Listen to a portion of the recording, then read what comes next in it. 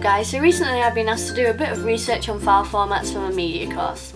So I just thought I'd do it as a YouTube video so you could feed off the benefits of my research if you wanted to learn about file formats themselves.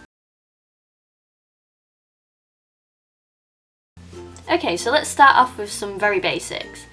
An image file can be either a raster or a vector. A raster means it's made out of pixels and a vector means that it's made out of a mathematical formula. It can be shrunk to any size or blown up to any size without losing any quality. Raster files can be either uncompressed or compressed, and there are two types of compression. So there's lossless compression, which preserves a perfect copy of the original file. However, the file sizes are usually quite huge, so if you had a hard drive which was filling up very quickly and had minimal space, you probably wouldn't want large files like that on that hard drive. So on the other hand, we've got lossy compression, which appears to be a perfect copy of an image, but actually brings the quality down slightly. It's hardly noticeable, but that makes the file sizes quite a bit smaller. So in terms of actual file types, I guess we'll just start off with a JPEG. Most of you have probably heard of JPEGs, because you use them nearly every day. If you're downloading images off the web, that is what you're usually downloading, and if you're uploading images, you're usually uploading a JPEG. But if you didn't know what it stands for Joint Photographic Expert Group, and it's a lossy compression file format. The file extension is either .jpg or .jpeg. I don't really know if there's much of a difference with them, so I wouldn't worry about it. JPEG is your sort of go-to file. It's used on most pages, mostly on the web. You can use it in your documents really easily, and it's supported literally everywhere. The only thing that it doesn't support really is transparency, but it does support 24-bit images, so it looks like the real photo without getting all pixely and stuff, so you just have to be careful if you're kind of repeatedly opening, editing and resaving JPEG files. So you have to be careful, because if you keep resaving the file, the quality is going to continue to degrade, because that's what JPEGs do. They lose a bit of quality every time you resave or edit on them. So if you have to keep editing a file multiple times, I would try saving it as a Photoshop document or some kind of lossless file compression format so that you could produce a fresh new JPEG each time. As for printing, I guess, as long as it's under 300 dpi, I think I've researched, are large enough, and it's kind of large enough for what you want to print, JPEGs are usually fine to print from.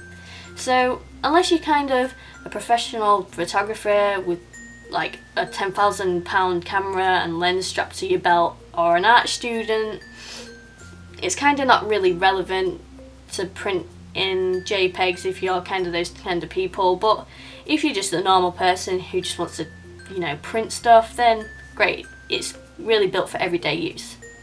Okay, the next type of file is a TIFF, which stands for Tagged Image File Format. The extension is .tif or .tiff. Again, I really don't know if there's much of a difference. So this kind of file format is a lossless file format, which means it doesn't lose any quality when you save it. It can keep your Photoshop layers intact, unlike a JPEG, which just flattens absolutely everything.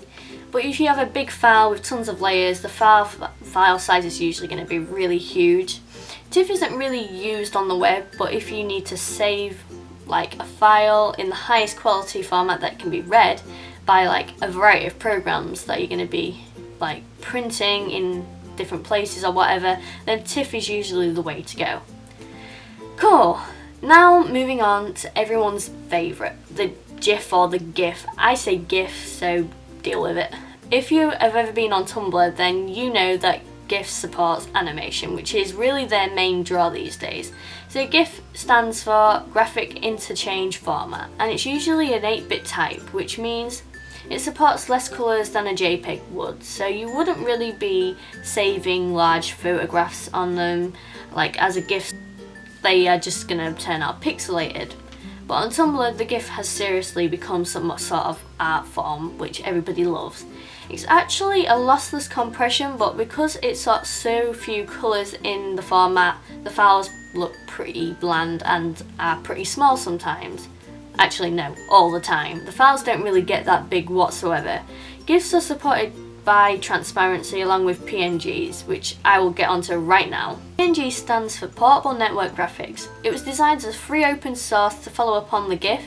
PNGs are supported on like the web, so if you still need a transparent image with a wide range of colours or a big block of single colour, then PNGs are the way to go.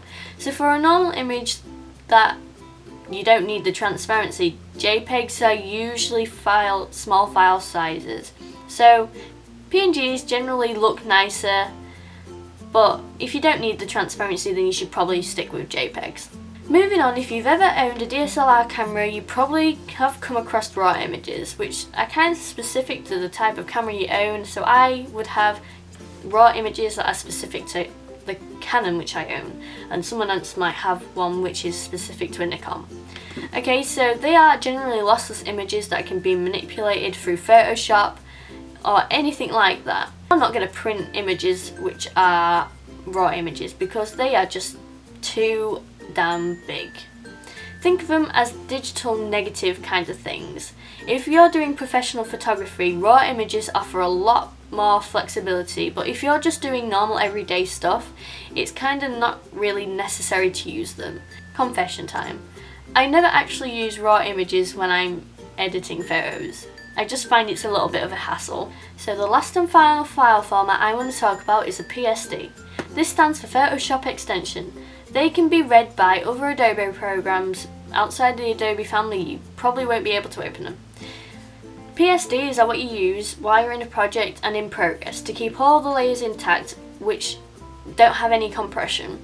So if you're using multiple Adobe products, then all of them can read Photoshop layers. So if you're doing like animation and After Effects, then PSDs will kind of be your best friend.